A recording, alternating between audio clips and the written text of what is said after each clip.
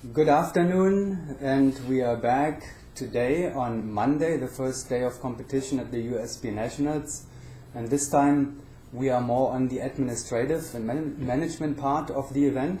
We have guests here in the studio, Mr. Larry Hill, the host and owner of Skydive Arizona, and Mr. Ed Scott, USPA Executive Director.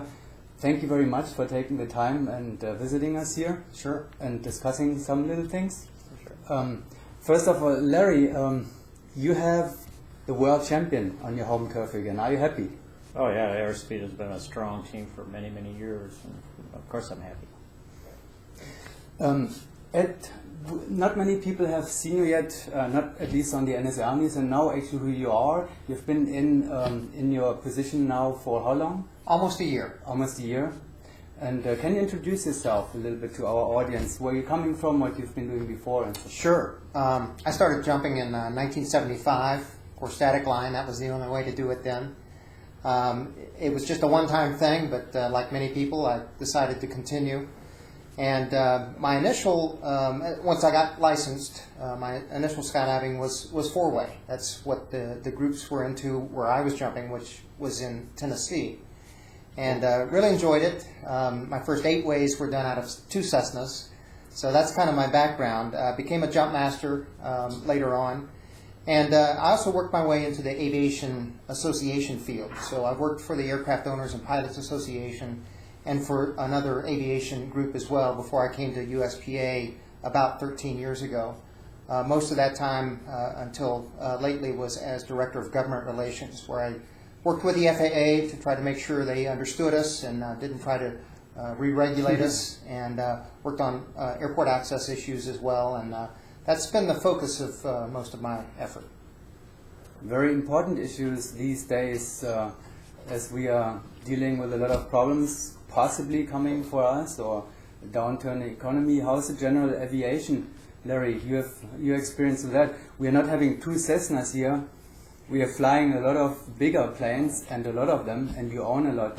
Where are we going as skydiving in the aviation? Well, of course, you know, one of the big things in skydiving is the cost of our jumps and that, and the airplanes we're using nowadays are very expensive. Fuel was a disaster for a short time. It's kind of refreshing to see it's trying to come back down.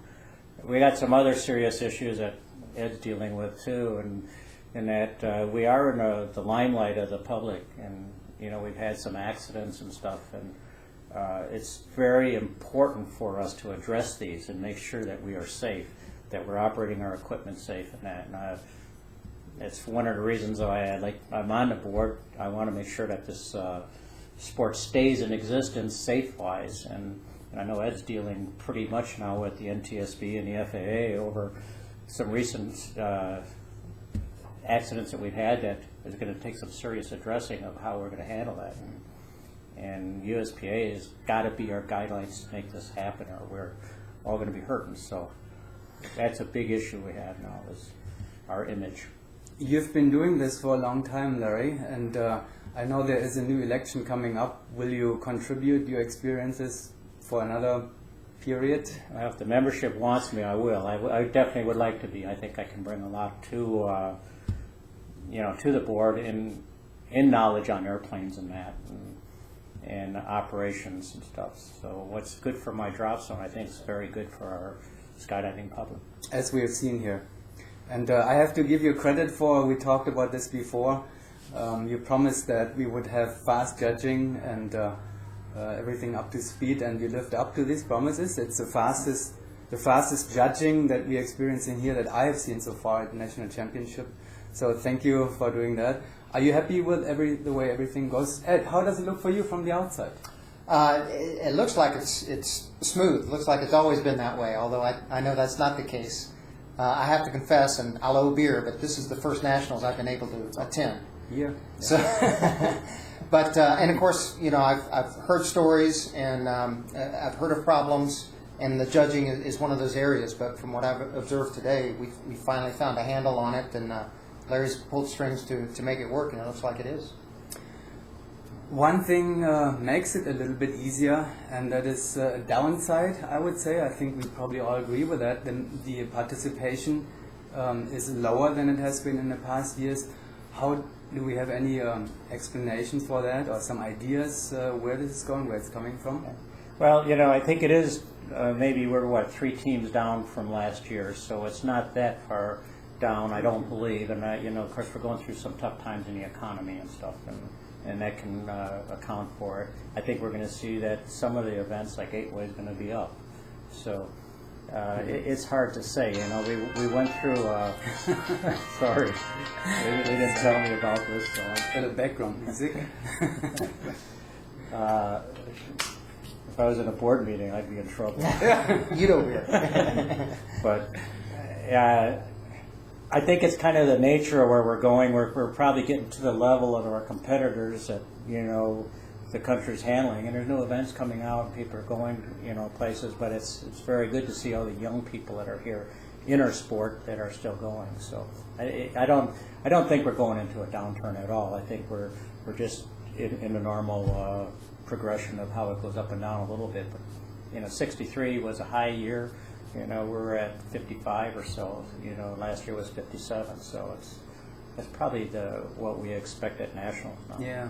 The NSL doesn't really see a downturn at the moment as well, so it doesn't really fit with these numbers as well. The intermediate class is the strongest category here in Elo this year. That should be a good sign. I would think so, sure, yeah. And yeah, we've been asking ourselves about the participation level. It's not bad. We certainly would like to see it higher, given the fact that airfares have increased pretty dramatically from some parts of the country in the past several months. And jump prices have increased, so we're wondering if that means that fewer teams are able to practice to the level that they would want to be before they came here. We don't know, but they're fair questions to ask, and we'll be asking a lot of folks and trying to see how we can address those things. Okay, last question. We're going into elections in November. Not these elections. We're going into USPA election. Let me ask you directly, Larry. What is your goal? What will you do for the USPA membership in the next 2 years if you're becoming a national director again? What are your plans?